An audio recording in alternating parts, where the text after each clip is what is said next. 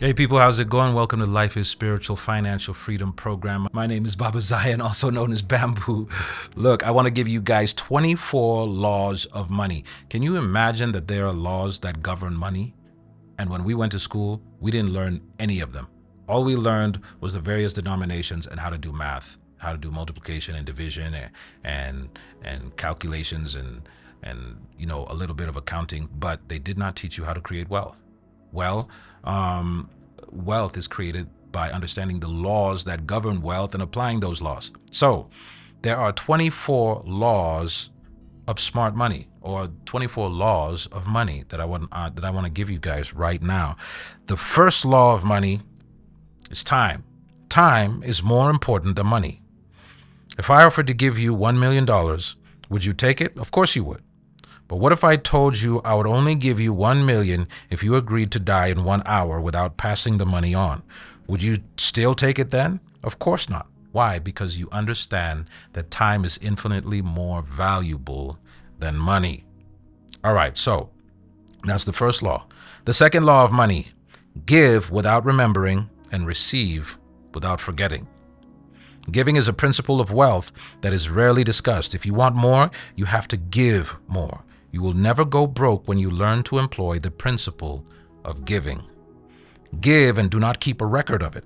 Receive, but never forget the blessings you were given. Giving will enhance and save your life. Third, one's value to the marketplace determines how much they earn. If you want to increase your income, you must increase your value to the marketplace by obtaining additional skills. Remember, I talk about the skill set, tool set, mindset equals asset equation in the book, How to Earn USD Outside USA. Skill set times tool set times mindset equals asset, and money follows assets. So the third law of money is that one's value to the marketplace determines their earnings. When a person becomes valuable, money will find them. Money is attracted to value or perceived value that one brings to the table. Number 4, the fourth law of money: hard work pays well, but smart work pays better. Hard work is good and it still works. However, when one couples that hard work with a detailed strategic plan of action that utilizes resources, connects to others, and leverages innovation, then hard work pays better. And a lot of people work hard, but few people work smart. Thinking is the hardest work that most people do not want to do. They don't want to sit down and just think. I thank God for being an introvert. It made me to sit down and think. I have to literally force myself to come out and talk to people and turn on the camera and just talk. But look, thinking can solve so much of our problems, but most people don't want to do it. Number 5, the fifth law of money: management is the key. Anything you mismanage, you will lose. Most people do not have money problems. Most people have a management problem. We do not really own anything. We're just managing what we have while we're here. So take good care of what you already have and manage it wisely. If you manage $100 poorly, you will mismanage $1 million if you had it. Anything you mismanage, you'll lose, and money is no exception to this principle. Number 6, the sixth law of money: labor is the most valuable wealth-building commodity. Labor is the physical, mental, and social effort, time, used to produce goods and services in an economy. When one utilizes labor, they are using other people's time. See law number 1.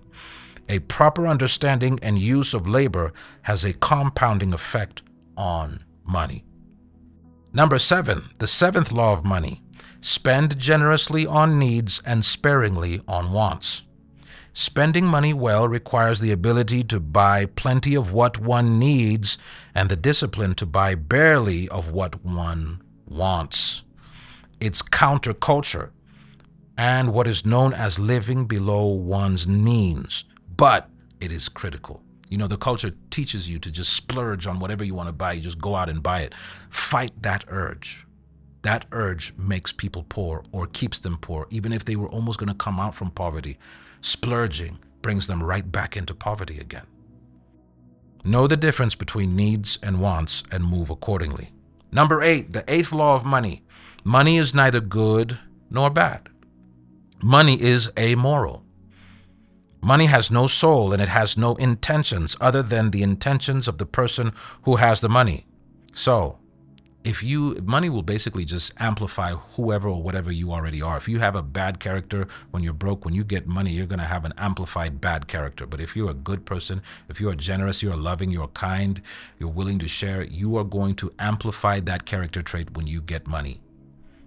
So, number 9, the 9th law of money. Money is not to be worshipped or chased. Worshipping money is boasting about it, placing trust in it, doing evil to get it, or being jealous about it. Keep money in its proper place as a tool. Just like you would never worship a hammer, never worship money. Number 10, the 10th law of money. Each person is 100% responsible for their money. Extreme responsibility and accountability with money is wisdom and maturity. Responsibility equals power. Where a seasoned adult person resides with money is a direct result of their own history of actions with money. One's recognition of their own financial responsibility is the root of improvement. Once you realize that your financial state is a direct result of your mentality towards it, your attitude towards it, your knowledge about it, then you begin to improve in those areas. And like I always say, self-improvement is the key to success. 11. The 11th law of money. There are many tools to building wealth. Wealth is a toolbox filled with many tools.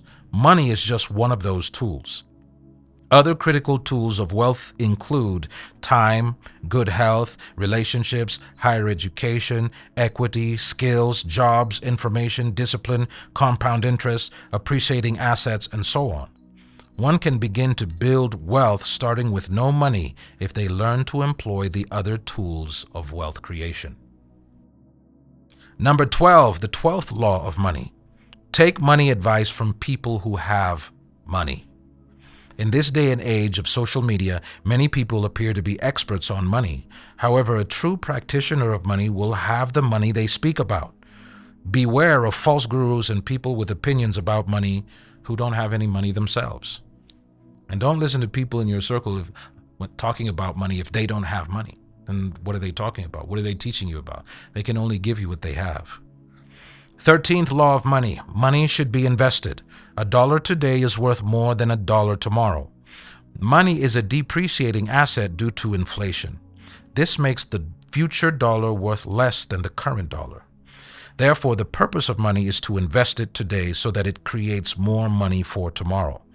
To build real wealth, one should take the depreciating asset, money, and invest it in appreciating assets like real estate or stocks, bonds, like gold, commodities, etc.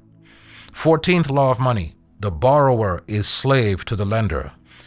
The scripture says that the rich rule over the poor and the borrower is servant to the lender. Borrowing places one in a position of weakness, powerlessness, and helplessness. The welcoming acceptance, popularity, and use of credit, loans, mortgages does not alter this principle. The only way debt becomes an asset in your favor is if you can borrow money to purchase an asset that pays off the debt and leaves you owning the asset.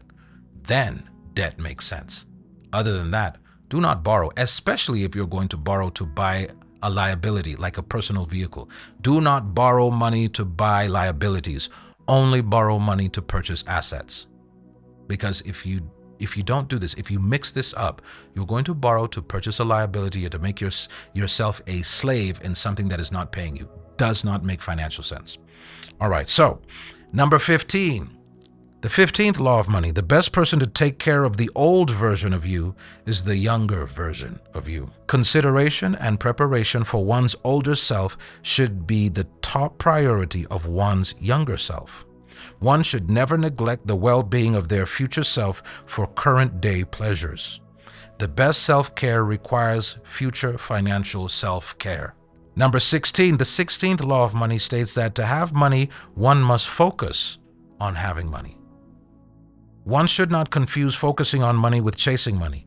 Paying attention to what one has is most closely related to and associated with good stewardship. What a person focuses on tends to grow. And money is no exception. That's the law of focus. Whatever you focus on will expand. If you start paying attention to what's going on around you, especially financially, your area of expertise in that area is going to grow, and likewise, your ability to be responsible in that area will grow, and that will grant you more power. 17th law of money. Long-term money requires long-term thinking. Vision, imagination, dreams, and the ability to see something that is not physically there are all catalysts for the creation of wealth. The long-term thinking and long-term planning for money is the unforeseen force that prepares and lays the foundation for money. 18. The 18th law of money. Riches and wealth are not the same. Rich is getting money. Wealth is building and keeping money. Being rich doesn't mean a person is wealthy, but being wealthy indicates that one is, in fact, rich. Rich people make a lot of money, and if they don't spend a lot of money, they can become wealthy. You can take the money away from the wealthy person. After a while, they'll be wealthy again. Why? Because the wealth is their mindset. It's not the money in their pockets. A person becomes wealthy, and then the money comes.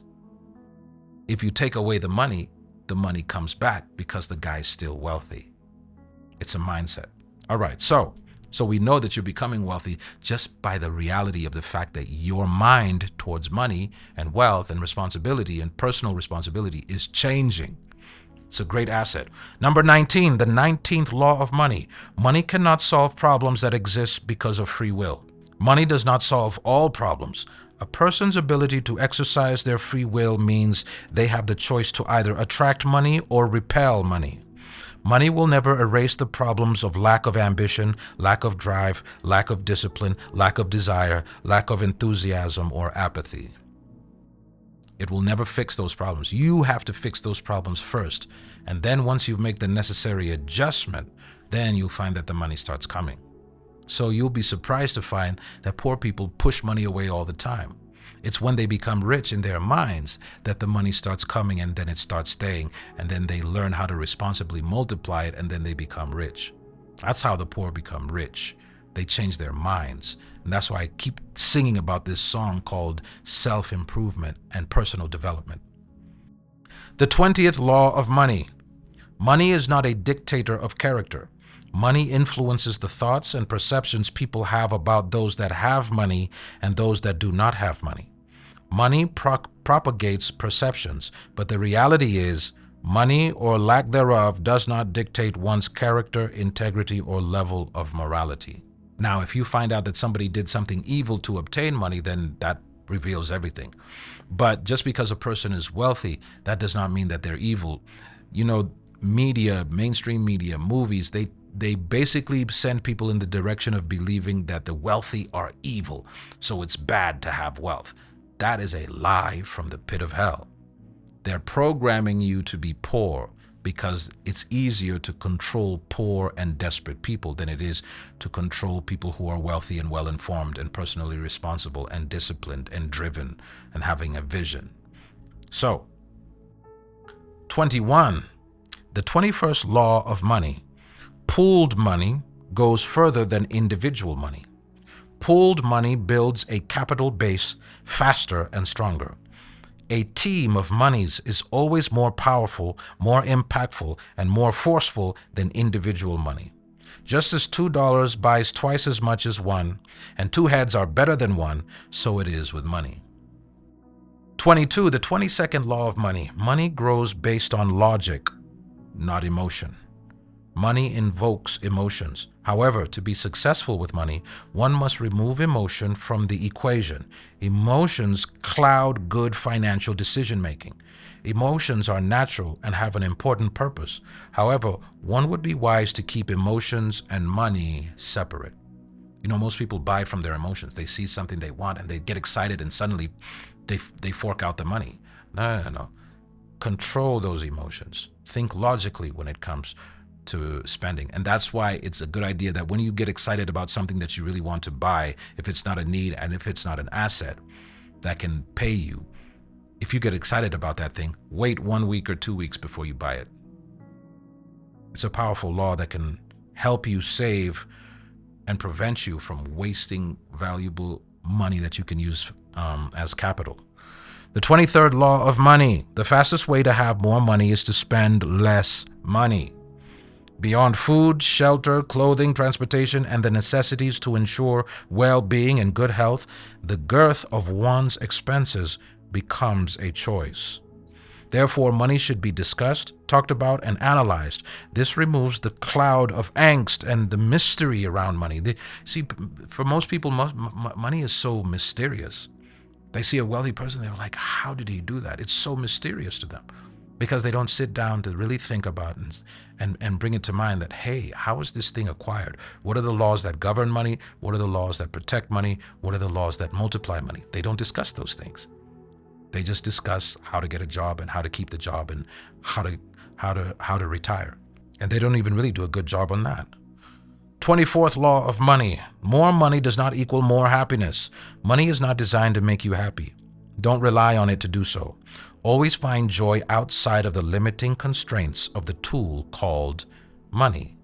Put money in its proper place and refrain from the inclination to tether your joy to the amount of money you spend. And I think I'll give you one bonus, number 25. He that sleeps around, he that has sex with multiple partners, will be poor. If you are the type of person to sleep around, to have sex over here, have sex over there, you're watching pornography, you're masturbating, you never made the connection between sexual purity and wealth. You never made the connection between marriage, being faithful in a marriage, and your wealth. If you don't make that connection, you'll think that it's okay to just spread your royal oats all over the place. Well, you are impoverishing yourself because spiritually you are morally bankrupt. If you are faithful, the scripture says the faithful man will abound with blessings. It is a law. Faithfulness creates wealth. All right. So if you want to create wealth and you want to maintain it, you want to multiply it, you want to protect it, be faithful. If you're not the type of person to be faithful, I'm sorry, you are not going to be wealthy. It's not going to happen. Forget about it. But if you are the type of person to be faithful, you have a really good chance. And if you have a good chance at being faithful, you have a good chance at being wealthy. With those few words, I'm Baba Zion. Welcome to the Life is Spiritual Financial Freedom Program. God bless you, and I'll see you guys at the top.